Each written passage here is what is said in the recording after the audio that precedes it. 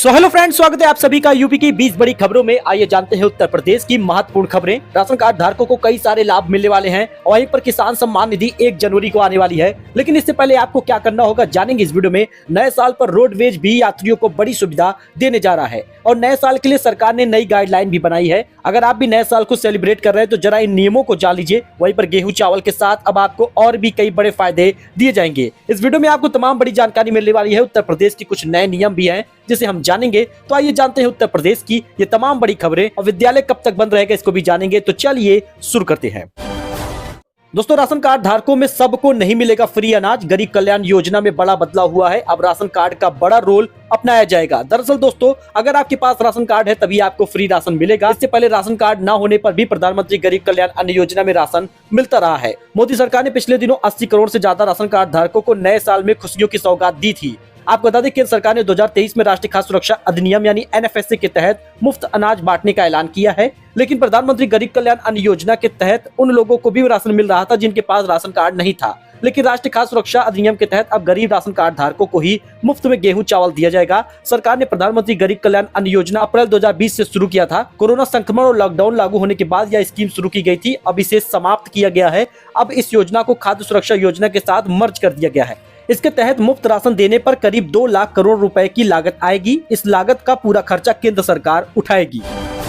वहीं पर वाराणसी में आज रात से विश्वनाथ धाम मार्ग पर बंद रहेंगे वाहन। सिर्फ पैदल आवागमन होगा। जानिए बदला क्यों है रूट। आपको बता दें, किसी भी तरह के वाहन मंदिर की ओर नहीं जा पाएंगे। यही कारण है कि वाराणसी में नए साल पर काशी विश्वनाथ धामों में घाटों पर उमड़ने वाली भीड़ के प्रबंध की रूपरेखा तय हो गई है। खास यह है कि 31 दिसंबर की रात में मैदागिन, जंगम बाड़ी और रामापुरा चौराहे से किसी भी तरह के वाहन मंदिर की ओर नहीं जाएंगे। केवल पैदल लोगों का ही आवागमन होगा। तो अगर आपके पास भी राशन कार्ड है तो आपको 2 जनवरी को 1000 रुपए मिलेगा। मुख्यमंत्री की तरफ से बड़ा ऐलान किया गया है। सरकार ने यह पैसा राज्य के लोगों को देने की घोषणा की है। जिनके पास राशन कार्ड है उन्हें यह लाभ मिलेगा। इसके साथ ही चावल और चीनी जैसी वस्तुएं भी उपहार के रूप में दी जाती हैं। तो 2 जनवरी से बांटा जाएगा पैसा। आप यहाँ पे देख सकते हैं। सरकार द्वारा लिए गए फैसले में प्रदेश के करीब 2 करोड़ 19 लाख कार्ड धारकों को फायदा होगा। इस फैसले से सरकारी खजाने पर 2356 करोड़ रुपए का बोझ भी बढ़ेगा। आपको बता दें, 2 जनवरी को पोंगल उपहार योजना की शुरुआत होगी और यह त्योहार 15 जनवरी को मनाया जाएगा। यही कारण है कि सरकार आपके खाते में लगभग 1000 रुपए डालेगी। तो अगर आपके पास भी राशन कार्ड है, चाहे अंत्योदय का या पात्र गृहस्थी का, तो सरकार आपके खाते में 1000 रुपए डालेगी 2 जनवरी से। चीनी भी और चावल भी फ्री मिलेगा। वहीं हिमाचल सरकार की तरफ से बड़ा फायदा मिल रहा है क्योंकि लाखों परिवारों को 9 वर्ष का तोहफा मिला है। आटा और चावल अतिरिक्त मिलेगा। आपको बता दें, 13 किलो आटा दिया जा रहा था जो अब 13.5 किलो तक मिलेगा। वहीं पर चावल भी 7 किलो तक अब फ्री दिया जाएगा। सरकार की तरफ से बड़ा फैसला लिया गया है। नए साल के तोहफे के रूप में राशन कार्ड धारकों को ये लाभ मिलेगा। तो उत्तराखंड सरकार भी पीछे नहीं है। उत्तराखंड सरकार ने भी चीनी और नमक देने का ऐलान किया है। हालांकि अभी तक ये तय नहीं हो पाया है कि इसे पैसे का देना है या फिर फ्री देना है। सरकार की तरफ से बड़ा फायदा मिलेगा। वहीं पर 1 जनवरी को आपको गैस सिलेंडर के दाम में गिरावट देखने को मिल सकती है। वहीं पर नए साल पर रोडवेज से सफर करना होगा सुहाना, क्योंकि आपको बता दें, इन जिलों में लखनऊ के लिए चलेंगी सुपर फास्ट बसें। उत्तर प्रदेश परिवहन निगम नए साल पर यात्रियों को बेहतरीन सेवा देने के लिए पूरी तैयारी कर लिया है। यूपी के बांदा, चित्रकूट, हमीरपुर वगैरह में लखनऊ के लिए एक सुपर फास्ट बसें संचालित होंगी।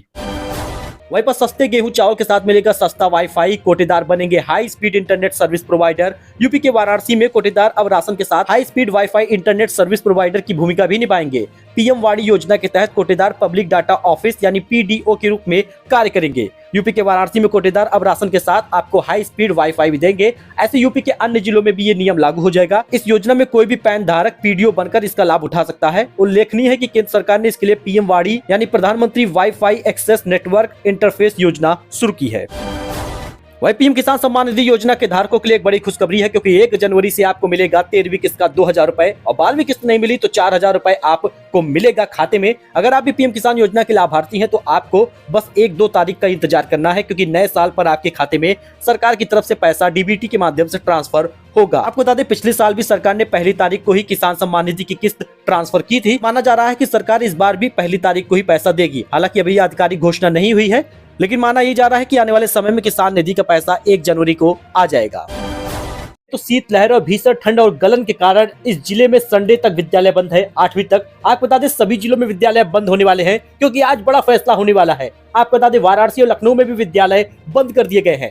यूपी में भीषण ठंड और गलन को देखते हुए अलग अलग जिलों में स्कूलों को बंद करने की घोषणा हो रही है। इस बीच वाराणसी में भी 8वीं तक के सभी स्कूल 31 दिसंबर तक बंद कर दिया गया है और 1 जनवरी को ऑलरेडी संडे है, इस वजह से 1 जनवरी को भी विद्यालय बंद रहेगा। अब आपको बताते हैं कि किन किन जिलों में विद्यालय बंद कर दिए गए हैं। अगर आप यूपी के इन जिलों में आते हैं तो विद्यालय बंद रहेगा, चाहे वो महराजगंज हो, अमेठी हो, बरेली, मेरठ, बिजनौर, पीलीभीत, नोएडा, गौतम बुद्ध नगर, हापुड़, एटा, आजमगढ़, मऊ, अलीगढ़, शाहजहांपुर में स्कूल बंद किए गए हैं। सुल्तानपुर में भी विद्यालय बंद रहेगा। वहीं पर कई जिलों में स्कूलों के समय में बदलाव किया गया है, 9 या 10 बजे से शुरू हो सकता है।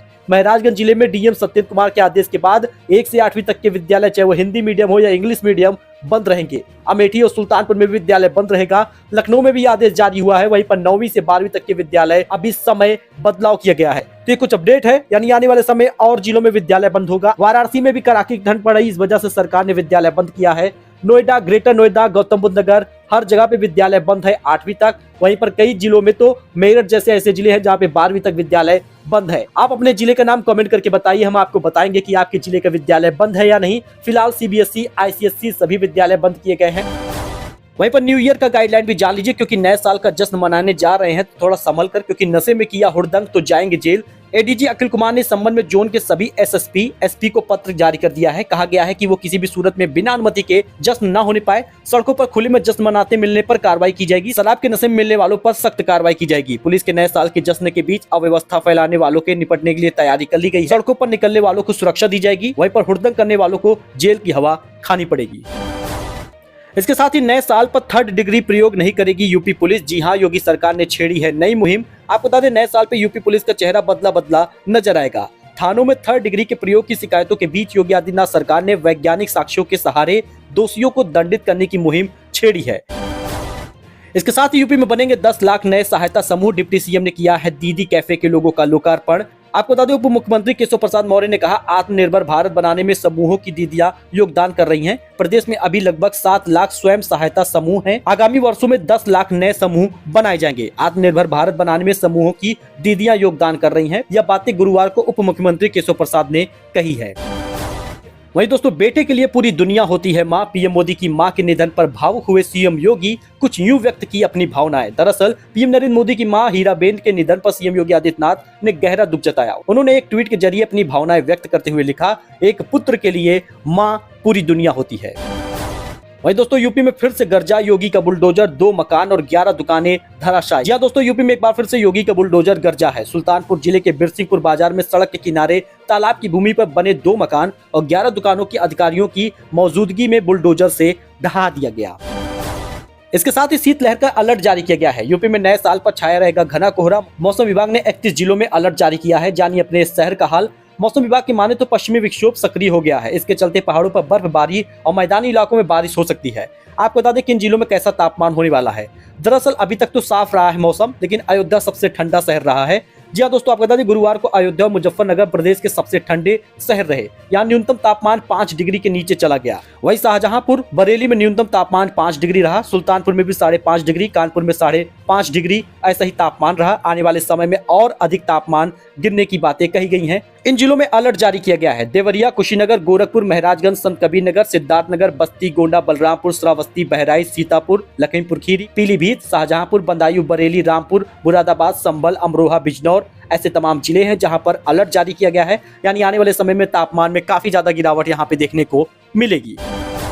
वही दोस्तों, कोरोना का अपडेट जान लीजिए, क्योंकि चीन में कोरोना का तांडव है तो भारत सरकार ने लिया है बड़ा फैसला। नए साल से हो जाएगा लागू। आपको बता दें चीन समेत कई देशों में बढ़ते कोरोना वायरस के मामलों ने भारत में टेंशन बढ़ा दी है। केंद्र सरकार ने गुरुवार को बड़ा फैसला लिया है।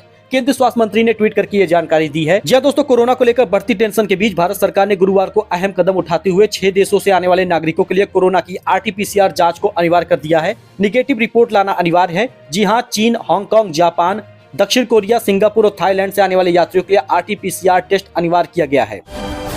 अच्छा, पेंशन योजना की बात कर ले तो ओल्ड एज पेंशन हुआ या दिव्यांग पेंशन हुआ, आप सभी लोगों को बढ़कर पेंशन मिलेगी 1500 रुपए। आपको बता दें इसी जनवरी महीने में आपको पेंशन योजना का लाभ मिलने वाला है। मुख्यमंत्री योगी आदित्यनाथ ने कहा गरीबों को प्रधानमंत्री आवास योजना के तहत बिना किसी भेदभाव के आवास की सुविधा भी उपलब्ध कराई जाएगी। आपको बता दें कई जिलों में दिव्यांगजनों को तो आवास योजना का लाभ देना भी शुरू कर दिया गया है। वृद्धा पेंशन को लेकर भी उत्तर प्रदेश सरकार पेंशन की योजना की तैयारी कर रही है। आपको बता दें लगभग 15 जनवरी से पहले तक पेंशन योजना का पैसा आ सकता है।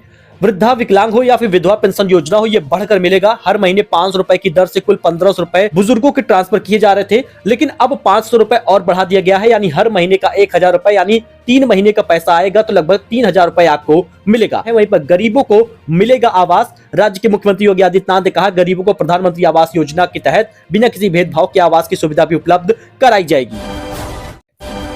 वही बात कर ले गोल्ड सिल्वर प्राइस की तो कानपुर आगरा में सोने के दाम में बढ़त हुई है। चांदी कहीं गिरी है तो कहीं स्थिर रही है। दोस्तों आपको बता दें भारतीय सराफा बाजार ने सोना चांदी के रेट जारी कर दिए हैं। कानपुर और गोरखपुर में सोने के दाम में बढ़त हुई है। आगरा और बरेली में सोना स्थिर रहा है और कानपुर में चांदी के दाम गिरे हैं। सो दोस्तों ये कुछ अपडेट था जो आपके साथ शेयर किया गया है। आई होप आपको ये पसंद आया होगा। ऐसी जानकारी, ऐसे अपडेट के लिए आप हमारे साथ जुड़े, चैनल को सब्सक्राइब करें। मिलते हैं नई जानकारी, नए अपडेट के साथ। धन्यवाद।